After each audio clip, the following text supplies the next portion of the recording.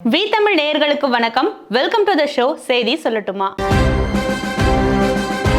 கடந்த சில நாட்களாகவே ரொம்ப பெரிய பேசு பொருளா இருக்கக்கூடிய ஒரு விஷயம் என்னன்னா, பாப்கார்னுக்கு விதிக்கப்பட்ட வரி அப்படிங்கிறது தான். ராஜஸ்தான் மாநிலம் ஜெய்சால்மர்ல 55வது ஜிஎஸ்டி கவுன்சில் கூட்டம் மத்திய நிதியமைச்சர் நிர்மலா சீதாராமன் தலைமையில நடைபெற்றது. அந்த கூட்டத்துல சுவையூட்டப்பட்ட பாப்கார்ன், பழைய கார் விற்பனை வரி உள்ளிட்டவை குறித்து அறிவிக்கப்பட்டது. அப்போதான் உப்பு மற்றும் மசாலா பொருட்களோடு சேர்ந்த பாப்கார்ன் அதற்கான ஜிஎஸ்டி வரி 5% அப்படின்னும், கேரமல் பாப்கார்னா இருந்தா அது 18% அப்படின்னும், இதுவே பேக்கிங் செய்யப்பட்ட பாப்கார்ன் அப்படின்னா அதுக்கு 12% ஜிஎஸ்டி வரி விதிக்கப்பட்டது அப்படின்னு அறிவிக்கப்பட்டது. நாடு முழுவதும் ஒரே வரி விதிப்பு அப்படிங்கிற விஷயம் நடைமுறையில இருக்கும்போது, இப்படி ஒரு பொருளுக்கு வெவ்வேறு வகையா வகைப்படுத்தி அதுக்கு தனித்தனி ஜிஎஸ்டி வரி விதிக்கப்படுவது அப்படிங்கிறது பலருக்கும் இது குழப்பத்தை ஏற்படுத்தது. இதைத் தொடர்ந்து பல விமர்சனங்களும் கண்டனங்களும் இந்த வரி விதிப்புக்கு வைக்கப்பட்டது. இந்த நிலையில மத்திய நிதியமைச்சர் நிர்மலா சீதாராமன் இது குறித்து விளக்கம் அளிச்சிருந்தாங்க. அவங்க சொல்றது என்னன்னா, கேரமல் பாப்கார்னுக்கு 18% ஜிஎஸ்டி வரினா அது ஏன்னா சர்க்கரை அதுல சேர்க்கப்படுவதால இனிப்பு பண்டங்களுக்கு ஏற்றவாறு 18% வரி அதுக்கு விதிக்கப்பட்டிருக்கிறதாகவும், இதுவே சாதாரண பாப்கார்ன் வரும்போது அது நம்கின் என்று சொல்லப்படும் உப்பு மசாலா வகை சேர்ந்ததுல வரதுனால அதுக்கு 5% ஜிஎஸ்டி வரி தான் அப்படின்னு சொல்றாங்க.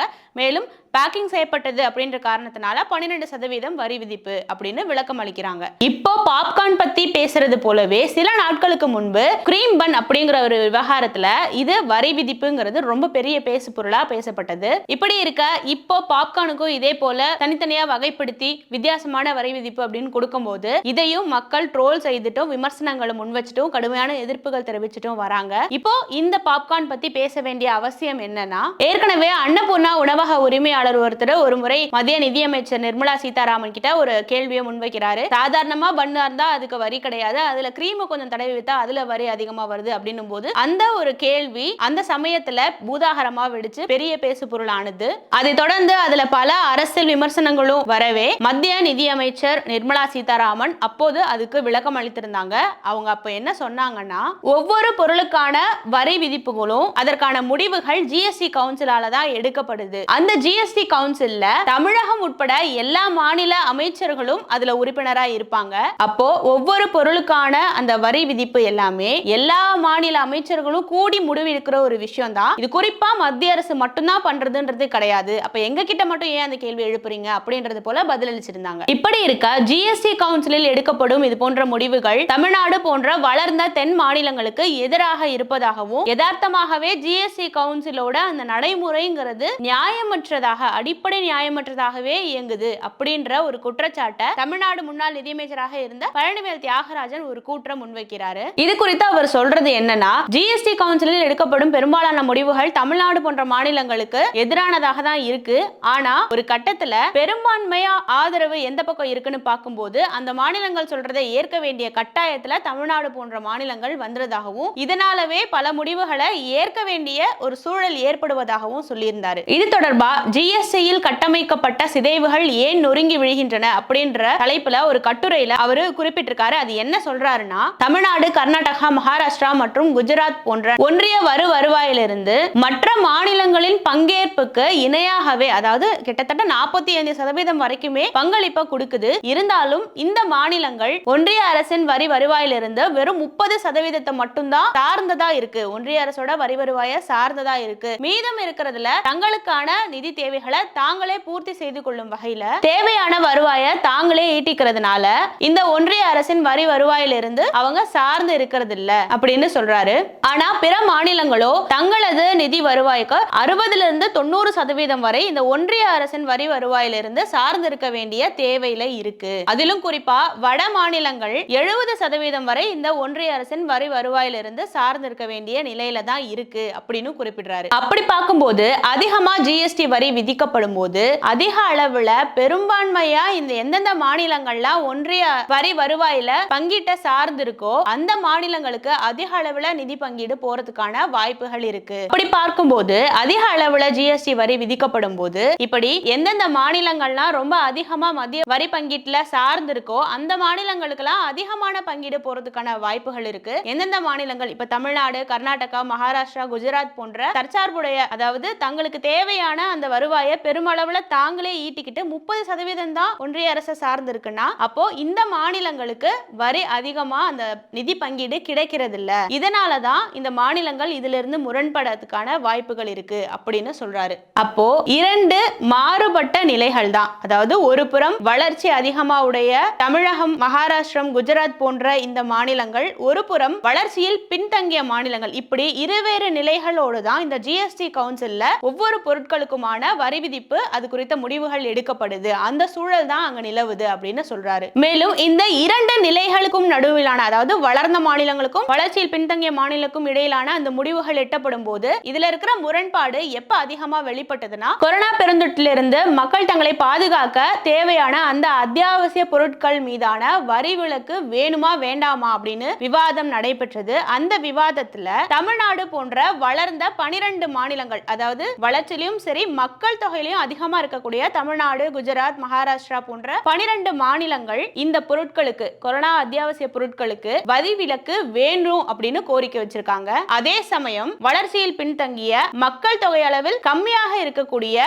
அந்த மாநிலங்கள் 19 மாநிலங்கள், அதாவது இங்க 12 மாநிலங்கள், இங்க 19 மாநிலங்கள் வரி விலக்கு வேண்டாம் அப்படின்ற ஒரு முடிவை முன்வைக்கிறாங்க. இந்த தமிழ்நாடு போன்ற வளர்ந்த மாநிலங்கள் அதிகமான மக்கள் தொகையுடைய மாநிலங்கள்னு சொல்லும்போது இந்த 12 மாநிலங்களோட மக்கள் தொகையை கூட்டினா கிட்டத்தட்ட இந்தியாவின் 70% மக்கள் தொகை அதுல அடங்கும். அந்த மாநிலங்கள் வரி விலக்கு வேண்டாம், அந்த மாநிலங்கள் கொரோனாவுக்கு அத்தியாவசிய பொருட்கள் மீது வரி விலக்கு வேண்டும் அப்படின்ற ஒரு கோரிக்கையை முன்வைக்கிறாங்க. இந்த பக்கம் வளர்ச்சியில் பின்தங்கிய மக்கள் தொகையிலே குறைவா இருக்கிற 19 மாநிலங்கள், அதாவது அந்த 19 மாநிலங்கள்ல இருக்கிற மக்கள் தொகை ஒட்டுமொத்த இந்தியாவின் மக்கள் தொகையில 30% தான் இருக்கும். அப்படி இருக்கும்போது ஜிஎஸ்டி கவுன்சில்ல 19 மாநிலங்கள் இந்த கொரோனா பொருட்களுக்கு வரி விலக்கு வேண்டாம் அப்படின்ற ஒரு முடிவை முன்வைக்கிறாங்க. இப்போ இந்த ஜிஎஸ்டி கவுன்சில்ல முடிவுன்னு வரும்போது பெரும்பான்மையான மாநிலங்கள் எதை சொல்றாங்களோ அதை தான் ஒரு முடிவா கொண்டு வராங்க. அப்படின்னும் போது வளர்ந்த மாநிலங்கள் 12ன்னு இருக்கும்போது வளர்ச்சியில் பின்தங்கிய மக்கள் தொகை கம்மியா இருக்கக்கூடிய மாநிலங்கள் 19 குரல் எழுப்பும் போது அந்த முடிவை தான் ஜிஎஸ்டி கவுன்சில் எடுக்க முடியுது. இந்த ஒரு நிலை இருக்கு அப்படின்னு அதுல சுட்டி காமிக்கிறாரு. இப்படி வளர்ந்த நாட்டின் பொருளாதாரத்துக்கு பெரும் வகையில் உதவியா இருக்கக்கூடிய மாநிலங்களோட முடிவாகவும், ஒரு புறம் வளர்ச்சியில் பின்தங்கி இருக்கக்கூடிய மக்கள் தொகையில் குறைவாக இருக்க மாநிலங்கள் முடிவும் எப்படி ஒரே மாதிரியான வாக்கு எண்ணிக்கை அந்த ஜிஎஸ்டி கவுன்சில்ல நடத்தி அதன் மூலமா முடிவு எட்டப்படும். அப்ப இது அடிப்படையிலேயே அன்ஃபேர், முரண்பாடான, நியாயமற்றதான ஒரு முடிவா இருக்கும் அப்படின்னு குறிப்பிடுறாரு. மக்கள் தான் வரி கட்டுறாங்க, மக்களுக்கான தேவைகளை பொறுத்து தான் இந்த வரி விதிப்பும் நடத்தப்படணும். இந்த நடைமுறையும் அப்படிதான் இருக்கணும். எப்போ மக்கள் தொகையை பொறுத்தோ அல்லது அந்த மாநிலங்களின் வரி பங்களிப்பை பொறுத்தோ இந்த ஜிஎஸ்டி கவுன்சிலின் இந்த வரி விதிப்பு மேலான முடிவுகள் எடுக்கப்படுதோ அப்பதான் அது ஒரு நியாயமான ஜிஎஸ்டி கவுன்சிலின் ஒரு முடிவா இருக்கும் அப்படின்னு அதுல சொல்றாரு. இது போல நடந்திருந்தா கொரோனா காலங்கள்ல இந்த பொருட்களுக்கான ஜிஎஸ்டி வரி விலக்களிக்கப்பட்டிருக்கும் அப்படின்னு குறிப்பிடுறாரு. நேரடி வரி கொள்கை எல்லாம் நாடாளுமன்றத்துல விவாதத்துக்கு வரும்போது மக்கள் தொகை அதிகமா இருக்கக்கூடிய மாநிலங்களின் பிரதிநிதிகளோட பெரும்பான்மையை வைத்து முடிவு எட்டப்படும் போது ஏன் இந்த மறைமுக வரி கொள்கைக்கு மட்டும் இப்படி ஒரு மாநிலம் ஒரு வாக்குன்ற அடிப்படையில ஜிஎஸ்டி கவுன்சில்ல முடிவெடுக்கப்படும்? அப்ப இது நியாயமான ஒரு விஷயமா இருக்காது, இந்த முடிவை ஏற்றுக்கொள்ளப்படாது அப்படின்னு குறிப்பிடுறாரு. பலதரப்பட்ட பண்பாடுகளின் ஒரு தொகுப்பாக இருக்கக்கூடிய இந்த நாட்டுல அந்தந்த நாட்டு மக்களின் பண்பாட்டுக்கு ஏற்றவாறு அவங்க பயன்படுத்துற அந்த பொருட்கள் மாறுபடும். ஒவ்வொரு பொருட்களுக்கும் இது போன்ற வரிகள் விதிக்கப்படும் போது பல பண்பாடுகளை கொண்ட மொழிவாரியான மாநிலங்களுக்கு இது பெரும் பாதிப்பை ஏற்படுத்தும் அப்படின்ற ஒரு கருத்தும் இருக்கு. குறிப்பா சொல்லணும்னா தென் மாநில மக்களுக்கு இந்த ஜிஎஸ்டி வரி விதிப்பு அப்படிங்கிறது பெரும்பாலும் பின்னடைவை உருவாக்குவதாக தான் இருக்கு. ஏன் அப்படின்னா, உதாரணத்துக்கு தென் மாநில மக்கள் அவர்களுடைய பிரதான உணவா இருக்கக்கூடியது அரிசி அப்படின்னும் போது இட்லி, தோசை இது போன்ற தேவைகளுக்காக கிரைண்டர்கள் எல்லா வீட்லயும் உபயோகப்படுத்துவாங்க. அப்போ அந்த கிரைண்டருக்கு மேல விதிக்கப்படுற அந்த வரி அப்படிங்கிறது உச்சபட்ச வரி விகிதமான 28% அந்த வரியா விதிக்கப்படுது. அப்போ கிரைண்டர் அதிகம் உபயோகப்படுத்தாத வட மாநிலங்கள் அவர்களுக்கு இந்த வரி விதிப்பு பெரிய அளவுல பாதிப்பை ஏற்படுத்தாது, ஒரு பேசு பொருளா இருக்காது. ஆனா ஏன் இந்த இடத்துல தென் மாநிலங்கள் முரண்படுதுன்னா, இந்த கிரைண்டர் மீதான வரியில வர அந்த நிதி பங்களிப்பு அதிக அளவுல வடமாநில மக்கள், அதாவது இது பெருசா பாதிக்கப்படாதனாலும் அவங்களுக்கு அந்த நிதி பங்களிப்பு அதிகமா போயிருது. ஒப்பிடும்போது தென் மாநில மக்களுக்கு இந்த கிரைண்டர் மீதான வரி பங்கீடு கம்மியாகுது. அப்போ இந்த இடத்துல முரண்படுறது இதனாலதான். இந்த பண்பாடு ரீதியா அவங்க உபயோகிக்கிற பொருட்கள் அது மேல விதிக்கப்படும் விதி மூலமா தான் இந்த முரண்பாடுன்றது நிகழுது அப்படின்னு சொல்றாங்க. இப்படி பல்வேறு பண்பாடுகளை கொண்ட பல்வேறு வித்தியாசப்பட்ட பொருளாதார கட்டமைப்பை உடைய மாநிலங்களோடு